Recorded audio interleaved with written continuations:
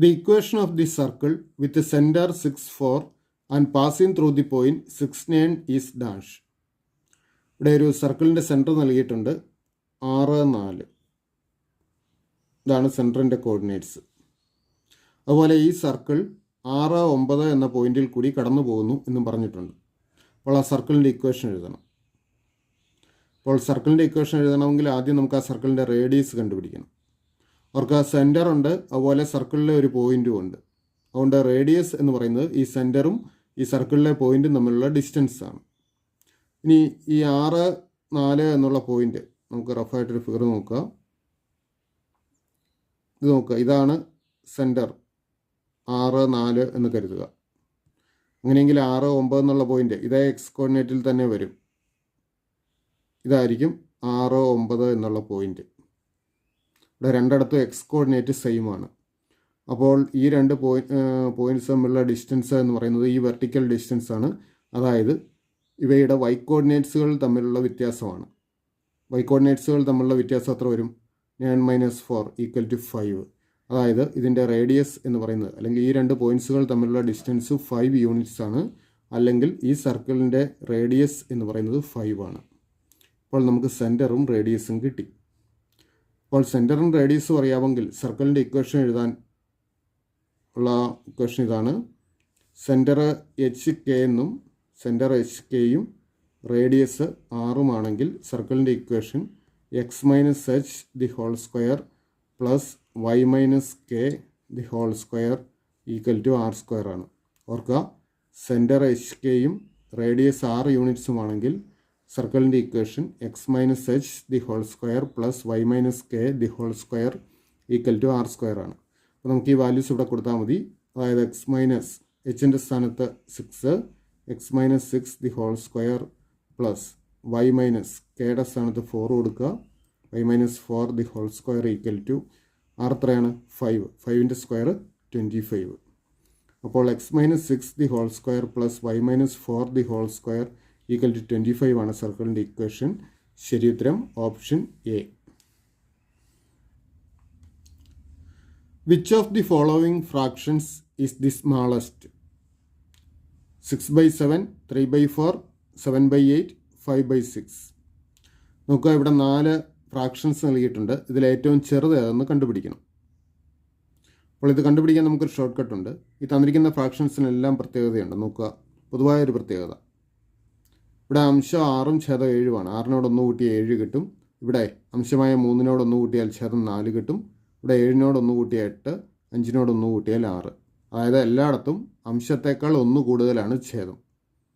ഇങ്ങനെ അംശത്തേക്കാൾ ഒരു fixed number കൂടുതലായിട്ട് ഛേദം വരുന്ന ഭിന്നസംഖ്യകളിൽ ഏറ്റവും ചെറിയ ഫ്രാക്ഷൻ എന്ന് പറഞ്ഞാൽ ചെറിയ നമ്പേഴ്സ് അടങ്ങിയിരിക്കുന്ന ഫ്രാക്ഷനാണ്. ഓർക്കുക, ന്യൂമറേറ്ററിനേക്കാൾ ഒരു ഫിക്സഡ് നമ്പർ ഡിനോമിനേറ്റർ കൂടി വരികയാണെങ്കിൽ അങ്ങനെയുള്ള ഫ്രാക്ഷൻസിൽ ചെറിയ സംഖ്യകൾ അടങ്ങിയിരിക്കുന്ന ഫ്രാക്ഷനാണ് ഏറ്റവും ചെറിയ ഫ്രാക്ഷൻ. അപ്പോൾ ഇക്കൂട്ടത്തിലെ ചെറിയ സംഖ്യകൾ അടങ്ങിയ ഫ്രാക്ഷൻ എന്ന് പറയുന്നത് 4/3 ആണ്. അതുകൊണ്ട് ഇക്കൂട്ടത്തിലെ ഏറ്റവും സ്മോളസ്റ്റ് ഫ്രാക്ഷൻ എന്ന് പറയുന്നത് 4/3 ആണ്. ശരിയുത്തരം option A, 4/3. 2x plus 3y minus 18 = 0 is the equation of a line. Pick out the equation of a line which is perpendicular to 2x plus 3y minus 18 = 0. ഇവിടെ ഒരു സ്ട്രൈറ്റ് ലൈൻ്റെ ഇക്വേഷൻ നൽകിയിട്ടുണ്ട്. 2x plus 3y minus 18 = 0. ഇതിന് perpendicular ആയിട്ടുള്ള ഒരു ലൈനിൻ്റെ equation ഈ താഴെ തന്നിരിക്കുന്നതിൽ ഏതാണ് എന്നാണ് കണ്ടുപിടിക്കേണ്ടത്. അപ്പോൾ തന്നിരിക്കുന്ന ഇക്വേഷൻ നോക്കുക. ഇത് ax plus by plus c = 0 എന്നുള്ള രൂപത്തിലാണ്. ax plus by plus c = 0 എന്ന രൂപത്തിലുള്ള ഒരു ലൈനിൻ്റെ പെർപെൻഡിക്കുലർ ലൈനിൻ്റെ equation bx minus ay plus k = 0 എന്ന രൂപത്തിലായിരിക്കും. ഓർക്കുക, ax plus by plus c = 0. ഈ ലൈനിന് പെർപെൻഡിക്കുലർ ആയിട്ടുള്ള ഒരു ലൈനിൻ്റെ equation bx minus ay plus k = 0 എന്ന രൂപത്തിലായിരിക്കും. ഇവിടെ നോക്കുക, എയുടെ സ്ഥാനത്ത് ഇവിടെ 2 ആണ് വരുന്നത്, ബിയുടെ സ്ഥാനത്ത് 3യും.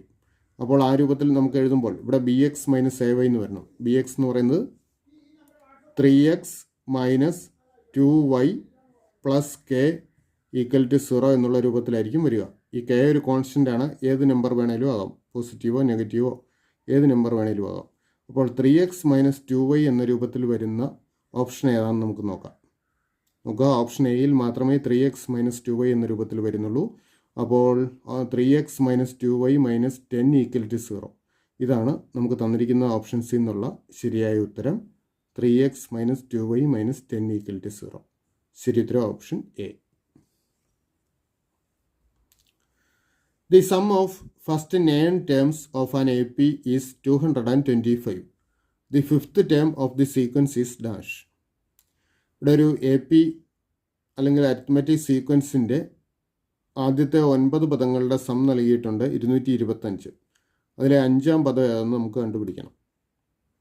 ഓർക്കുക, 9 പദങ്ങൾ A1 A2 അങ്ങനെ 9 പദങ്ങൾ ക്രമത്തിന് എഴുതുമ്പോൾ അതിൽ കൃത്യം മധ്യത്തിൽ വരുന്ന പദമാണ് ഈ 5-ാം പദം. അപ്പോൾ അരിത്മെറ്റിക് സീക്വൻസിൻ്റെ ഒരു പ്രത്യേകത, അതിലെ തുടർച്ചയായ പദങ്ങളിൽ മധ്യത്തിൽ വരുന്ന പദം ഈ പദങ്ങളുടെ ശരാശരിയായിരിക്കും. അതായത് ഈ 9 പദങ്ങളുടെ ശരാശരിയായിരിക്കും ഈ 5-ാം പദം. അപ്പോൾ നമുക്ക് ഈ 9 പദങ്ങളുടെ ശരാശരി കണ്ടുപിടിച്ച് കഴിഞ്ഞാൽ 5-ാം പദം കിട്ടും.